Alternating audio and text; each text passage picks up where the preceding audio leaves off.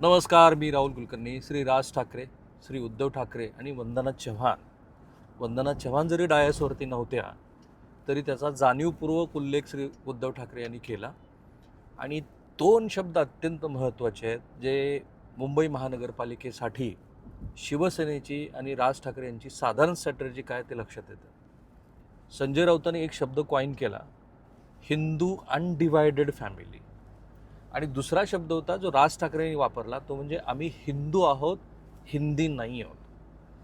आणि एकूणच आत्ता काही मिनिटापूर्वी जी पत्रकार परिषद संपली आणि नेहमीप्रमाणे वचननामा शिवसेना देत असते, त्या वचननाम्याचा जर फोकस आपण बघितला तर दोन ठाकरे बंधूंना याची जाणीव झालेली आहे की वरळी डोममध्ये आणि साधारणपणे मुख्यमंत्र्यांनी ज्या मुलाखती दिल्यात किंवा साटम ज्या पद्धतीनं दोघा ठाकरे बंधूंना अडवण्याचा प्रयत्न करतायत, तो प्लँक आहे हिंदुत्वाचा. आणि त्या प्लँकला काउंटर करण्यासाठी दोघा ठाकरे बंधूंची इच्छा अशी असावी की आम्ही केलेली विकास कामं आहेत त्याच्यावरती तुम्ही बोला. इंटरेस्टिंगली पत्रकार परिषदेच्या सुरुवातीपासून ते संपेपर्यंतची क्रोनॉलॉजी आपण बघितली तर आपल्याला लक्षात येतं की साधारणपणे त्यांच्या प्रचाराचा, इलेक्शन स्ट्रॅटर्जीचा भाग हा निश्चित झालेला आहे. संजय राऊतांचं जे अनन्यसाधारण महत्त्व आहे ते आजही दिसलं, कारण असं दिसतं आहे की दोघा बंधूमध्ये हा जो एकोपा निर्माण झाला आहे त्याच्यामध्ये संजय राऊतांनी खूप महत्त्वाची भूमिका बजावली. त्या दिवशीच्या दोघांच्या जॉईंट प्रेस कॉन्फरन्समधली खुर्ची आणि आजच्या खुर्चीमध्ये फरक होता. आजची खुर्ची संजय राऊतांची तशीच होती जशी दोघा बंधूंची होती. आणि संपूर्ण प्रेस कॉन्फरन्सेसमध्ये जेव्हा जेव्हा राज ठाकरे यांच्याकडे माईक गेला तेव्हा तेव्हा उद्धव ठाकरे यांना संजय राऊतांनी ब्रीफ केलं. अर्थात ब्रीफ हे कुठले मुद्दे राहिलेत, आता मराठी भवनाचा जो मुद्दा आहे तो मुद्दा संजय राऊतांनी उद्धव ठाकरे यांच्या लक्षात आणून दिला.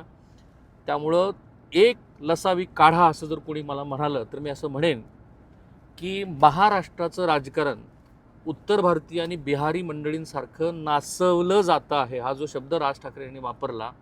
सो आय वुड से की दोघं ठाकरे बंधू पुन्हा मराठीच्या मुद्द्यावरती आलेले आहेत. उद्धव ठाकरे यांनी मी मुंबईकर ही जी कॅम्पेन राबवली होती आणि ज्याचे होर्डिंग्स मुंबईमध्ये खूप त्यावेळेला झळकले होते, तो मुद्दा हळूच बाजूला झाला आहे. हा प्रश्न चांगला होता की आजच्या वचननाम्यामध्ये मुंबईकरांसाठी दिलेलं आश्वासन हा शब्द कशामुळे आला. तो संदर्भ त्यांनी इलेक्शन कमिशनशी जोडला. निवडणूक आयोगानं कोरोना काळामध्ये आम्ही केलेली जी कामं आहेत त्या कामाची पुस्तिका रिजेक्ट केली. आणि सुरुवातीला उद्धव ठाकरेंनी पहिली 2 मिनिटं पूर्ण खर्ची घातली ती निवडणूक आयोगावरती आणि श्री राहुल नार्वेकर हे टार्गेटवरती होते. ऑब्व्हियसली मुंबईतल्या मतदारसंघाचं नार्वेकर यांच्याकडे प्रतिनिधित्व आहे. 5.5 मिनिटाचा त्यांचा जो व्हिडिओ व्हायरल झाला त्याच्यानंतर केंद्रीय आणि राज्य पातळीवरच्या वेगवेगळ्या यंत्रणा ह्या कशा कॉम्प्रोमाइज आहेत हे त्यांना सुचवायचं आहे. आणि म्हणून मी म्हटलं की आजच्या पत्रकार परिषदेमधून साधारण आउटले जो आहे त्यांच्या दोघांच्या प्रचाराचा तो स्पष्ट झाला आहे. श्री दिनेश वाघमारे जे राज्याच्या निवडणूक आयोगाचे प्रमुख आहेत, माझं त्यांच्याबद्दलचं आकलन असं आहे की त्यांनी राज्य सरकारच्या विरोधी भूमिका घेतलेली आहे. पहिली भूमिका घेतली ज्याची जाहीर नाराजी मुख्यमंत्र्यांनी एकदा नाही दोनदा व्यक्त केली होती आणि ती होती 3 दिवस नगरपालिकांच्या संदर्भातल्या आक्षेपाची मुदत संपल्यानंतर सुद्धा त्या आक्षेपांची पूर्तता झाली नाही म्हणून दिनेश वाघमारेंनी मतदान पुढं ढकललं. त्याच्याबद्दल मुख्यमंत्र्यांनी नाराजी व्यक्त केली. आणि काल तर सगळ्यात मोठा तडाखा राज्य सरकारला दिनेश वाघमारेंनी दिला की 60पेक्षा अधिकच्या जागांनी, इंटरेस्टिंगली कल्याण डोंबिवलीमध्ये, मुंबईमध्ये, आणि एक वक्तव्य अजित पवार यांचं बिस झालं आहे माध्यमाकडनं, ते असं आहे की पिंपरी चिंचवडमधल्या पत्रकार परिषदेमध्ये अजित पवारांनी सांगितलं की आमच्या एका महिलेनी असं येऊन सांगितलं की एका उमेदवाराची सिनेस्टाईल पाठलाग करून त्याचा उमेदवारी अर्ज मागं घ्यायला लावला. हे सहकारी घटक पक्ष सांगतायत. तोच धागा नेमका दिनेश वाघमारे यांनी पकडला आणि हे जे बिनविरोध निवडून आलेले उमेदवार आहेत त्यांना घोषित करायला नकार दिला. उद्धव ठाकरे यांना असं वाटतं की राज्य आणि केंद्र सरकारच्या पातळीवरच्या ज्या वेगवेगळ्या संस्था आहेत त्या राज्य सरकारसाठी काम करत आहेत आणि म्हणून प्रचाराचा पहिला भाग आज स्पष्ट झाला. तो आहे महाराष्ट्रातल्या वेगवेगळ्या संस्था ह्या लोकशाही व्यवस्थेतलं महत्त्वाचं अंग आहे, पण ते आता कॉम्प्रोमाइज झालं आहे. लोकशाही संपलेली आहे, झुंडशाही आलेली आहे आणि त्या झुंडशाहीच्या माध्यमातून श्री देवेंद्र फडणवीस आणि त्यांची यंत्रणा कारभार करते आहे. असं आहे की काल मुख्यमंत्र्यांनी स्वतः प्लॅनिंग आणि डेव्हलपमेंटमध्ये एक डिप्लोमा केलेला असल्यामुळं मुख्यमंत्र्यांनी MMR रिजनमध्ये असलेल्या निधीचा वापर करून आम्ही कशी 10 ते 20 हजार कोटी रुपयाची कामं केली असं माध्यमांना सांगितलं. आणि त्यांचा हा सुरुवातीपासूनचा स्टँड आहे की मुंबई महानगरपालिकेमध्ये असलेल्या ज्या ठेवी आहेत त्या ठेवीचा वापर मुंबईच्या विकासासाठी झाला पाहिजे. काल बोलत असताना मुख्यमंत्र्यांनी, काही जणांना तो असंसदीय शब्द वाटू शकतो, पण त्या ठेवीत साठायच्यात का असा शब्द वापरला. त्याला उद्धव ठाकरेंनी आज काउंटर केलं. त्यांचं असं म्हणणं आहे की मुख्यमंत्री जे म्हणतात ते बरोबर आहे, कारण त्यातल्या 30-40 हजार कोटी रुपयाच्या ठेवी ह्या मुंबई महानगरपालिकेतल्या कामगारांसाठीची देणी आणि पगारीसाठीच्या होत्या. हा जो चाकरमानी मुंबईतला आहे, जो काही बेस्टमध्ये असेल, वेगवेगळ्या आस्थापनामध्ये असेल, तर त्याच्यासाठीच्या त्या निधी होत्या. तिथे त्यांनी मुख्यमंत्र्यांना काउंटर करणारा एक शब्द वापरला आणि तो म्हणजे तुम्ही कॉन्ट्रॅक्टरचे बूट साठून तुम्ही त्याला निधी देण्यासाठी त्या निधीचा वापर करताय. सो जशाला तसं भाजपच्या हिंदुत्वाला मराठीचं संदर्भ देऊन लढायचं असा एक साधारणपणे त्यांचा भाव मला दिसतोय. मुख्यमंत्री सातत्यानं सांगतायत की मी उद्धव ठाकरेंना आत्तापर्यंत 3 वेळेला आव्हान दिलं की उद्धव ठाकरेंनी विकासाच्या मुद्द्यावरती बोलावं आणि माझ्याकडनं 1,000 रुपयाचं बक्षीस घेऊन जावं. मुख्यमंत्री कोस्टल रोड, नवी मुंबईचा एअरपोर्ट आणि अटल सेतूपासूनच्या वेगवेगळ्या विकास कामांची आणि खास करून अभ्युदयनगरपासून ते BDD चाळीतल्या मराठी माणसांना 80,000 वगैरे आकडा मुख्यमंत्री सांगतायत की एवढ्या मराठी माणसांना आम्ही मुंबईमध्ये कायम राखू शकलो. त्यांना 220 स्क्वेअर फुटातनं 550, 550 स्क्वेअर फुटापर्यंत घेऊन गेलो. सो भाजपचा प्लॅंक मला असा दिसतो आहे. आणि मुख्यमंत्र्यांशी ऑफ रेकॉर्ड बोलल्यानंतर त्यांनी पण असं मला सांगितलं होतं की भारतीय जनता पार्टी श्री उद्धव ठाकरे यांच्या काळातल्या भ्रष्टाचाराची चिट्टे बाहेर काढणार आहे, स्पेशली कोविड काळातला. तर ह्या दोन्ही मुद्द्यांना उद्धव ठाकरेंनी पुढचं प्रचाराचा भाग ओळखून आजच उत्तर दिलं. एक, त्यांचं असं म्हणणं आहे की आम्ही केलेली ही छोटी छोटी कामं आहे. मला असं वाटतं की उद्धव ठाकरेंनी आता खोके बिंदे वगैरे ह्या शब्दापेक्षा आपण केलेल्या कामावरती आणि ते जे स्वतःला त्यांना जे सार्केझम वाटतं, कारण आजचा जो शो आहे उद्धव ठाकरेंच्या तुलनेमध्ये राज ठाकरे कमी बोलले, पण नेहमी हजरजबाबीपणा वगैरे त्यांचा असतो, त्या पद्धतीनं त्यांनी त्याला उत्तर दिलं. So learn from Raj Thackeray की तुम्ही हे ज्याला सार्केझम समजत आहात त्याच्यात आत्ता लोकांना फारसा रस नाही आहे.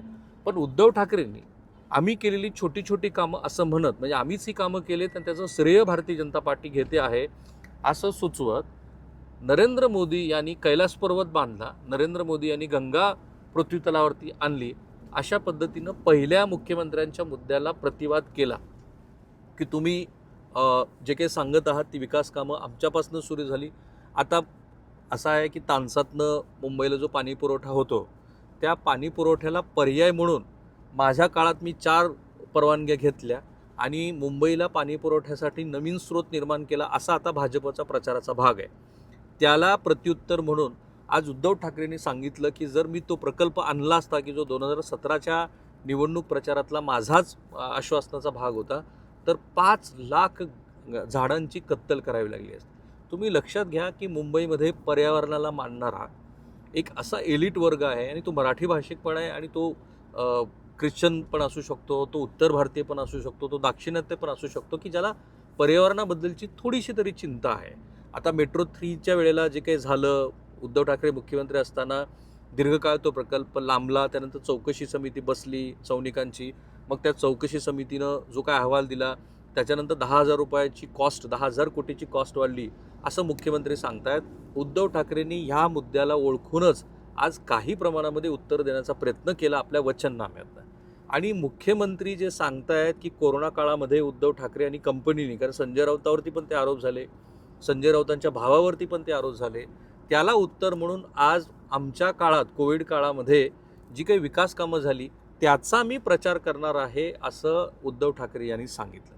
इंटरेस्टिंगली उद्धव ठाकरे यांच्या ह्या कोविड काळातल्या पुस्तिकेला इलेक्शन कमिशननं नाकारलंय आणि त्या नाकारलेल्या पुस्तिकेलाच इलेक्शन कमिशनला आपण बाजूला सारून मुंबईमध्ये ते घरोघरी मी वाटेन असं उद्धव ठाकरे हे बोलले.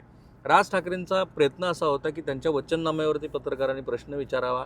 शेवटी ते न राहून बोलले सुद्धा की पुढं अनेक सभा होणार आहेत, त्या संयुक्त सभेमध्ये आम्ही बोलूच, पण तुम्ही आज किती प्रश्न विचारत आहात. So focus should be there. Focus फक्त वचननाम्यावरती असावा असा प्रयत्न आहे. पुन्हा एकदा मी तुम्हाला सांगतो, साधारणपणे भारतीय जनता पार्टीचा प्रयत्न असा असणार आहे की तुम्ही हिंदू नाही आहेत, त्या बांबूचा संदर्भ घेऊन ऑलरेडी प्रश्न विचारायला सुरुवात झालेली आहे. आणि मराठी हा महापौर बनवायचाच आहे, मुंबई कुठं तोडत नाही आहेत वगैरे, तर त्याला काउंटर म्हणून मराठी हाच हिंदू असतो, हिंदू हाच मराठी आहे.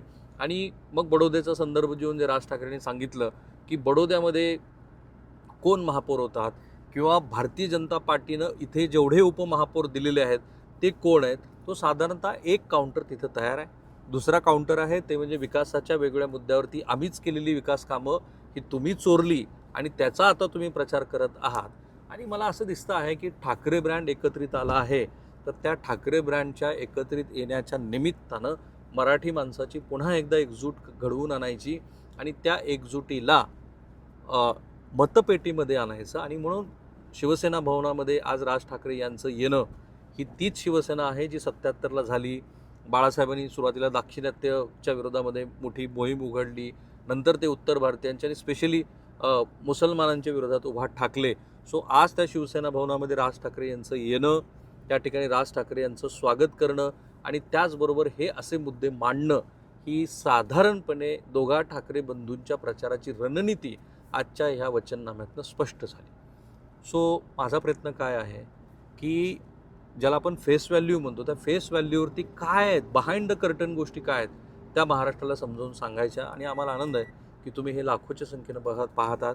NDTVवरती आम्ही शेवटची 10 ते 15 दिवस प्रत्येक मुंबई वॉर्डामध्ये जाऊन आज ठाकरे बंधूंनी जो वचननामा दिला आहे त्या वचननाम्याबद्दल मराठी माणूस काय बोलतो आहे याचं आकलन तुमच्यासमोर करायचं आणि मधले हे जे सगळे अर्थ आम्ही तुम्हाला सांगतोय तेही महाराष्ट्रासमोर मांडायचे. आणखीन एक लक्षात आलं असेल तुम्हाला की हे सगळं करत असताना सत्ताधाऱ्यांना जेवढा स्पेस आम्ही देतो आहोत तेवढाच स्पेस विरोधी पक्षांना देतोय. कारण सतेज पाटलाची मुलाखत, आज श्री अमित देशमुखांची मुलाखत आणि त्याचबरोबर जेवढे म्हणून काँग्रेस आणि विरोधी प्रकाश आंबेडकरांची मुलाखत, अशा सगळ्या मुलाखती या तुम्हाला इथे ह्या प्लॅटफॉर्मवर पाहता येतील.